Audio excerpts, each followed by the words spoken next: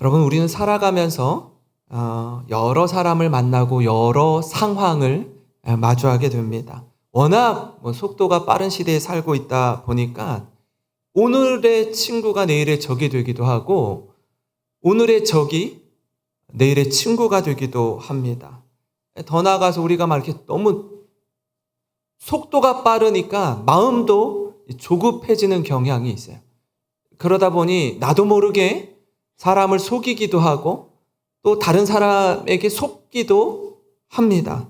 여러분, 우리가 사람을 배신해서는 안 되겠지만 특히 배신당하는 경우에 배신을 당해본 사람들의 그 충격이 얼마나 큰지 말할 수 없이 크다라는 것을 알게 됩니다. 왜냐하면 배신당하기 전까지 그 사람을 철석같이 믿었거든요. 조금도 의심하지 않고 신뢰했기 때문입니다. 배신은 그렇게 자신을 믿은 그 사람을 등지는 것입니다. 배신은요, 가까운 관계에서 일어나요. 멀리 1년에 한 번 볼까 말까 한 사람, 평생에 한 번, 두 번 볼까 말까 한 사람에게 배신당하지는 않습니다. 그럴 땐 사기를 당한다라고 이야기하죠. 배신당한다라는 것은 가까운 사이에서 일어나는 것입니다. 조금도 의심하지 않았는데 그렇게 철석같이 믿었었는데 배신하는 겁니다. 뒤돌아서는 거예요. 두 번 다시 만나지 않을 사람과 같이 뒤통수를 치는 겁니다. 아마 이 자리에 계신 분들 가운데 경험하지 않으면 좋으련만 이런 배신당하는 경험을 한 분이 있을 수 있습니다. 이런 일을 당하면요, 잠이 오질 않아요. 불면증에 잠을 이루지 못합니다. 공황장애가 와요. 분노가 막 불쑥불쑥 치밀어 오릅니다. 이 상황을 어떻게 대해야 할지 여러분 부들부들 떨어요. 배신당한 분들이 공통적으로 이야기하는 게 있습니다. 그게 뭐냐면 사람이 무섭다는 거예요. 사람이. 대인 기피증이 생깁니다. 쉽게 용서가 되지 않아요. 그 충격이 상당하기 때문에 그렇습니다. 이런 분한 감정을 좀 진정시킬 삶의 여백이 필요합니다. 상처에 회복이 필요하다라는 거예요. 시간이 필요합니다.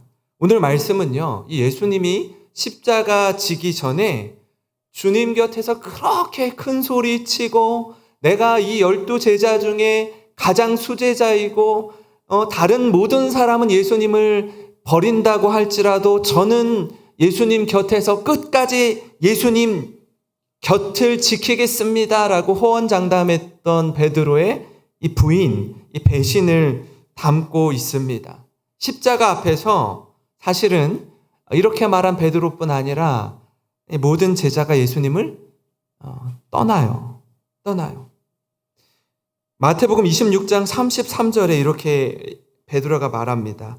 베드로가 예수께 말하였다. 비록 모든 사람이 다 주님을 버릴지라도 나는 절대로 버리지 않겠습니다. 다른 사람은 모르겠고요. 주님, 저는 예수님 절대로 버리지 않습니다. 제가 예수님 끝까지 지키겠습니다. 아니야, 너 나를 모른다고 할 거야. 그리고 다시 한번 강조해서 이야기해요.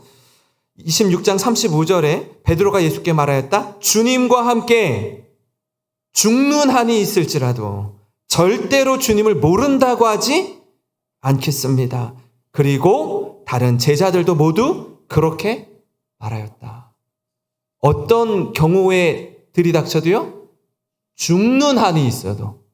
근데 주님과 함께 죽으면 죽었지 절대로 주님을 모른다라고 부인하지 않겠습니다. 그 이야기를 다른 11제자가 들어요. 듣고만 있을까요? 너만 그래? 나도 그래. 우리도 그래. 너만 수제자야? 우리는 뭐야 그러면? 우리도 주님, 예수님, 절대로 예수님 모른다라고 하지 않겠습니다. 여러분, 베드로와 다른 모든 제자들의 이 진심이 느껴지십니까? 이 고백이 어떠한 마음인지, 어떠한 마음으로 하는 건지 여러분 느껴지시겠습니까? 여러분, 이렇게 말할 때 저들이 설마 거짓말 하겠습니까? 그렇지 않을 거예요. 말하는 그 당시에는 진심을 이야기하는 겁니다. 3년의 시간이 있잖아요. 함께한 시간이 있잖아요. 예수님 어떤 분인지 누구보다 잘 아는 제자들 아닙니까? 그 고백은요, 진심이었습니다. 그러나 안타깝게도 자신의 고백을 지킬 힘이 저들에게 없었어요. 그걸 지킬 만한 능력이 없는 겁니다. 진짜 생명을 위협할 만한 상황을 마주하자 어떻게 하죠? 예수님을 모른다라고 합니다. 예수님을 부인해요. 예수님을 배신합니다. 사실 저들의 고백대로라면 진짜 힘들 때, 진짜 어려울 때 어떻게 해야 돼요? 예수님 편을 들어야죠. 당신들 지금 뭐 하는 겁니까? 예수님 그런 분 아닙니다. 예수님 죄가 없으십니다. 예수님 이렇게 대하는 것 우리가 가만히 있지 않겠습니다라고 막아야죠. 몸을 던져서라도 막아야죠. 예수님 곁에 머물러야 하죠. 예수님 그런 분 아니라고 목숨 걸고 지켜야 합니다. 그러나 알다시피 예수님을 향한 믿음의 고백과 삶에는요, 이 격차가 있어요. 말은 그렇게 우리가 용기를 내서 하는데 실제로 위기 상황을 딱 마주하면 이 고백한 대로 살지를 못하는 거예요. 막상 눈앞에 펼쳐진 현실을 이겨낼 힘이 없는 겁니다. 안타깝지만 모든 제자들은 가장 예수님 곁에 있어야 할 때 그 곁을 떠났습니다. 뒷걸음질 치기 시작하는 거예요. 멀찍이 떨어져서 예수님의 십자가를 바라볼 뿐입니다. 숨을 죽이면서 내가 예수님의 제자라는 게 발각되지 않고 드러나지 않도록 그냥 무리들과 섞여서 그 모든 광경을 지켜보고 있는 거예요. 누구 하나 내가 예수님의 제자인지 알아보면 큰일 나니까.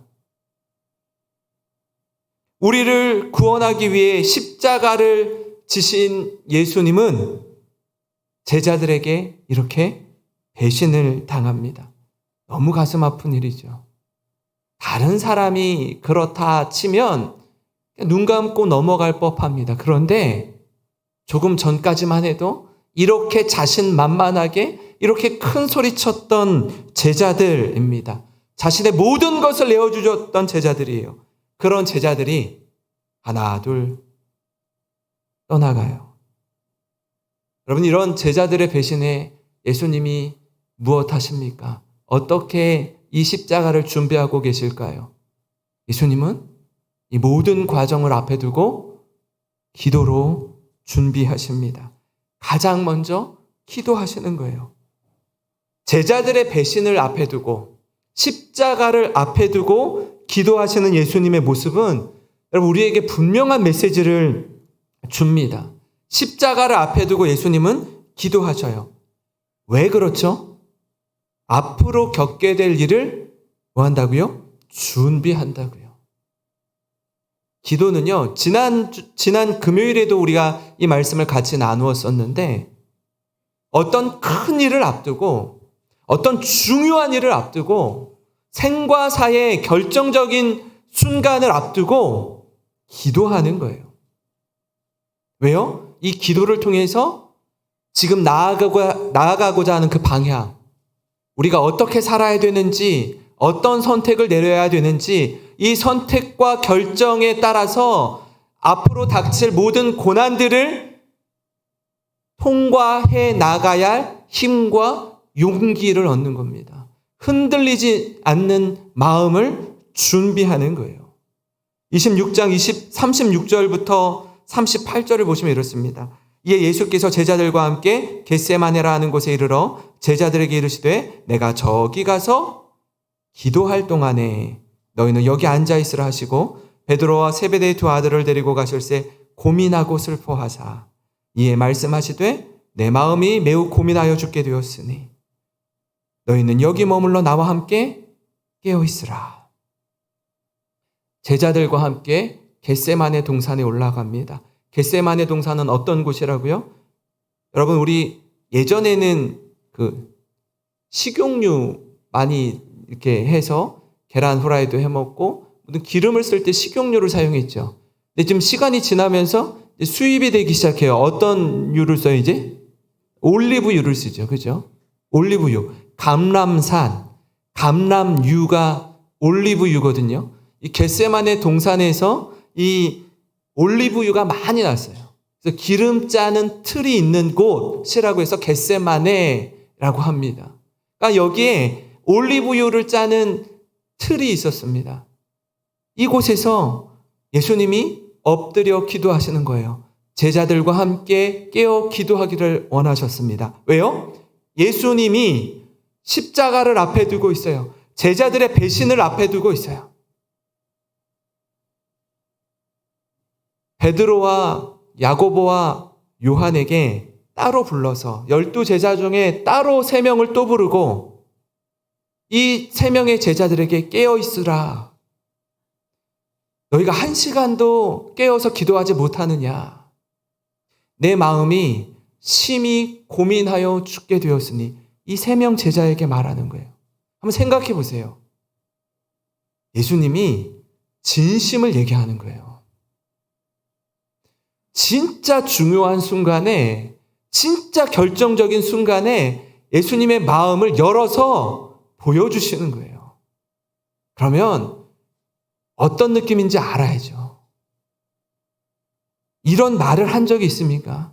이런 예수님의 속마음을 이야기한 적이 있어요, 제자들에게? 이 마음을 이야기하면 대충 알아야 되는데 그러지 못해요. 깨어있지를 못합니다. 누구에게 이런 말을 하겠습니까? 예수님의 고독과 외로움이 느껴지는 장면 아닙니까? 하나님이신 예수님이, 하나님의 아들이신 예수님이 십자가를 앞에 두고 인간으로서의 고뇌와 번민을 제자들에게 말씀하는 겁니다. 얘들아, 깨어서 함께 기도하자. 이 상황을 상상하면 얼마나 중요한 순간인지 짐작할 수 있습니다. 제자들에게 있어서 아마 평생에 잊지 못할 너무나 중요한 순간 아닙니까? 근데 제자들이 어떻게 하죠? 예수님이 땀방울이 핏방울이 되도록 올리브유를 짜는 겟세마네 동산에서 기름을 쥐어 짜듯이 땀을 흘리며 핏방울이 되도록 간절하게 뜨겁게 기도하는데 잠을 자고 있어요. 3번이나. 피곤합니다. 힘들어요. 견디지를 못해요. 그렇게 간절히 기도하시는 거예요. 예수님 기도의 내용이 무엇입니까? 39절입니다. 조금 나아가사 얼굴을 땅에 대시고 엎드려 기도하여 이러시되 내 아버지여 만일 할만하시거든 이 잔을 내게서 지나가게 하옵소서. 그러나 나의 원대로 마시옵고 아버지의 원대로 하옵소서. 예수님은 하나님께 이렇게 말해요. 가능하다면 하나님 이 십자가의 잔, 죽음의 잔을 좀 내게서 옮겨주십시오. 하나님, 구원의 방법이 십자가 외에 다른 방법이 없습니까? 이 최선이고 좀 차선책이 있다면 좀 그걸로 하시면 어떨까요? 꼭 십자가여야만 합니까? 다른 방법이 있다면 차선책을 택하는 건 어떠냐는 것입니다. 여러분, 그렇게 기도하는 가운데 결론이 뭐예요? 그러나요, 결론은. 그러나. 제 생각은 이렇습니다, 주님. 제 생각은 이렇습니다, 아버지. 그러나 나의 원대로 마시옵고 아버지의 원대로 되기를 원합니다. 아버지의 원대로 하옵소서. 이게 예수님의 진심이었습니다. 주님, 제 소원, 제 뜻, 제 주장, 이것을 반드시 응답하고 들어주셔야만 합니다. 이것을 관철하는 게 아니라 하나님께 엎드려 기도하면 기도할수록 하나님의 뜻, 하나님의 말씀을 구하며 찾는 것입니다. 사랑하는 성도 여러분, 우리가 기도할 때도 마찬가지예요. 우리가 어떤 간절한 기도의 제목을 가지고 하나님 앞에 엎드려서 간구할 때가 있어요. 그죠? 또 중요한 일을 앞두고 수술을 앞두고 큰 문제를 앞두고 어떤 경제적인 어려움이나 건강의 어려움이나 관계의 어려움이나 그 어떤 것이 되었든지 아주 큰 산 앞에서 아주 큰 문제 앞에서 하나님께 기도할 때 기도의 깊이를 맛보는 것 중에 하나는 뭐냐면 하나님 이 문제를 해결해 주시옵소서라고 기도를 하기 시작하다가 이 문제가 저의 뜻대로 해결되든지 아니면 그렇지 않든지 관계없이 하나님 이 상황들을 이겨낼 수 있는 마음을 주시옵소서 이렇게 바뀌는 거예요. 이 상황을 극복할 수 있는 믿음을 주시옵소서. 그게 기도하는 자의 성숙함이에요. 이렇게 안 되면 저 큰일 납니다. 큰일 나죠. 이렇게 안 되면 너무나 큰 위험을 마주할 수 있습니다. 그렇습니다. 그런데 이걸 이겨낼 수 있도록 하나님 내 마음과 생각을 지켜주시옵소서. 그리고 그 길 가는 거예요. 예수님이 가신 그 길이 십자가의 길이 그 길인 거예요. 어떤 저항도 하지 않아요. 그 길을 묵묵히 나아가는 겁니다. 구원을 이루시는 거예요. 이 일에 왜 우리가 실패하죠? 이 일에 왜 자꾸 넘어지죠? 기도하지 않아서 그래요. 제자들이 왜 예수님을 부인하고 다 도망가고 다 떠나가요? 기도에 실패해서 그래요. 사랑하는 성도 여러분, 십자가를 앞둔 예수님은 하나님 앞에 엎드려 간절히 기도하셨습니다. 예수님이 이 땅에 오셔서 구원 사역을 이루시는 그 마지막은 기도였습니다. 그 기도를 통해 십자가로 승리하셨습니다. 바라기는 우리도 이 기도를 배우기를 원합니다. 기도하시는 예수님의 뒷모습을 담기 원합니다. 그래서 어떤 경우에도 흔들림 없이 하나님의 뜻 안에서 거침없이 담대하게 주님께 순종하는 우리 모든 성도님 되시기를 주님의 이름으로 축원합니다. 저는요 이런 소망이 있습니다. 우리 교회 우리 자녀들이 와서 함께 기도하고 있는데 저는요 이 자녀들이 30대가 되고 40대가 되고 가정을 이루고 자녀를 낳아서 키울 때 이런 생각을 딱 가지면 좋을 것 같아요. 내가 2024년도 고난주간에 저녁부흥회에 나와서 우리 엄마와 우리 아빠 따라서 나와서 기도하는데 우리 어머니 아버지를 보니 늘 좋을 때만 있습니까 어디? 분명히 어렵고 힘들어하는 것 같으신데 그때 우리 엄마의 기도하는 모습, 우리 아빠의 기도하는 모습, 그 모습이 우리 자녀들의 머리에, 뇌리에 깊이 새겨져서 우리 엄마 아빠는 말로만 기도하라고 하신 것이 아니라 진짜 힘들 때, 진짜 어려울 때 하나님 앞에 목 놓아 기도하시는 그 어머님 아버님의 뒷모습, 이것 기억하면서 우리 자녀들이 나중에 장성해서 위기에 처했을 때 그 부모님의 기도의 뒷모습을 기억하면서 아버지 주님을 찾고 주님 앞에 엎드리는 그런 우리 다음 세대 사랑하는 자녀들 되기를 주님의 이름으로 축원합니다. 그런가 하면요 여러분 제자들의 배신에 예수님은요 이렇게 반응하십니다. 그들을 긍휼히 여기셔요. 긍휼히 여기셔요. 예수님은 저들이 배신할 걸 이미 알고 계셨습니다. 3년간 함께 했던 제자들인데 그렇게 눈에 넣어도 아프지 않을 제자들인데 저들이 지금 예수님 앞에서 당찬 신앙의 고백에도 불구하고 자신을 떠날 것을 이미 알고 있었어요. 그러나 이 부인과 배신 때문에 저들을 비판하거나 정죄하지 않고 오히려 제자들을 긍휼히 여기셨습니다. 이 참 놀라운 게 예수님이 우리에게 보여주시는 사랑과 긍휼은 이건 뭐라고 말로 표현할 수 없을 정도로 하늘보다 높고 바다보다 깊은 걸 알 수 있습니다. 왜냐하면 여러분 사실 배신이라는 게 그래요. 아까도 말씀드렸지만 그냥 평생에 한 번, 두 번 볼까 말까 한 사람들은 사기를 치고 도망가요. 누군지도 몰라요. 그러나 누구보다 믿었던 사람, 10년, 20년 지기 친구, 후배, 어떤 경우에는 가족, 이 배신을 하면요, 그 상처는 이루 말할 수가 없습니다. 어떤 경우는 가족의 연을 끊고 지내는 분들도 있어요. 기가 막힌 거예요.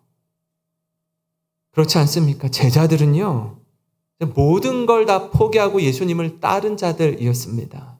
예수님께 올인한 사람들이었어요. 재산, 가족, 형제, 친구 모두 버리고 예수님을 따른 자들이었다고요. 예수님이 저들의 전부였어요. 예수님도 알고 있어요. 저들이 나에게 어떤 존재요? 내가 저들에게 어떤 존재인지 알고 있어요. 예수님 역시 누구보다 저들을 사랑하셨습니다. 서로가 서로에 대해서 누구보다 잘 아는 거예요. 3년간 동고동락했습니다. 제가 대전에 있을 때 그 어떤 목사님이 부목사님이 그 교회에 담임 목사님을 잘 보필해 드렸어요. 그러니까 이 목사님이 나중에 담임 목사로 청빙받아서 가는데 그 목사님이 담임 목사로 청빙받아서 갈 때 저는 그 교회에 부임을 했어요. 마지막 예배 때 그 목사님이 이제 마지막 고별 설교를 하고 이제 서울에 담임 목사로 부임해서 가는 그 예배의 시간이었습니다. 그때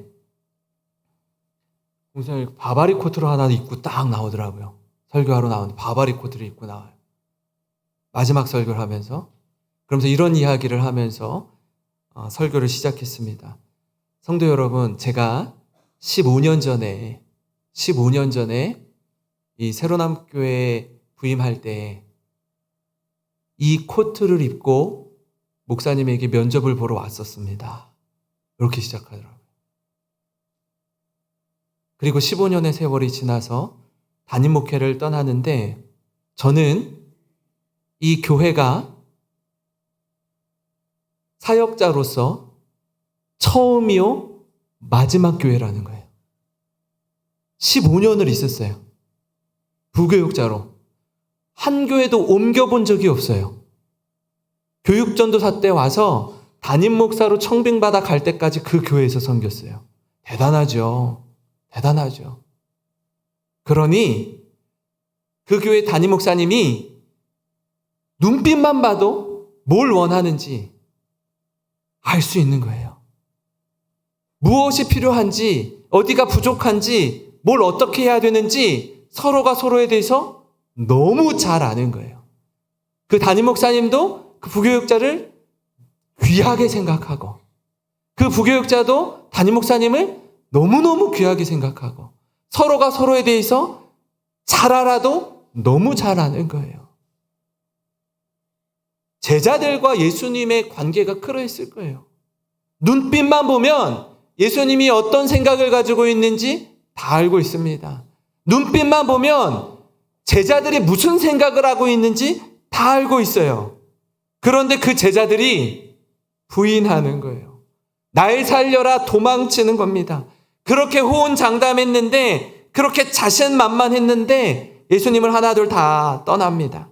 오늘 말씀입니다. 73절, 74절에 잠시 후 거기 섰던 사람들이 베드로에게 와서 당신 말씨를 보니 그들과 한 페임이 틀림없소 하자 베드로는 만일 자기가 그런 사람이라면 저주를 받을 것이라고 맹세하면서 나는 정말 그 사람을 모릅니다 하였다. 바로 그때 닭이 울었다.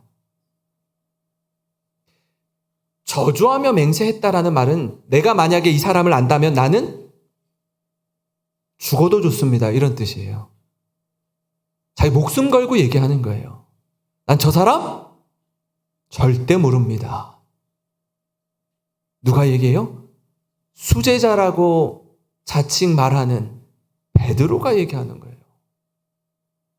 예수님과 완전히 연을 끊는 것처럼 말하는 거예요.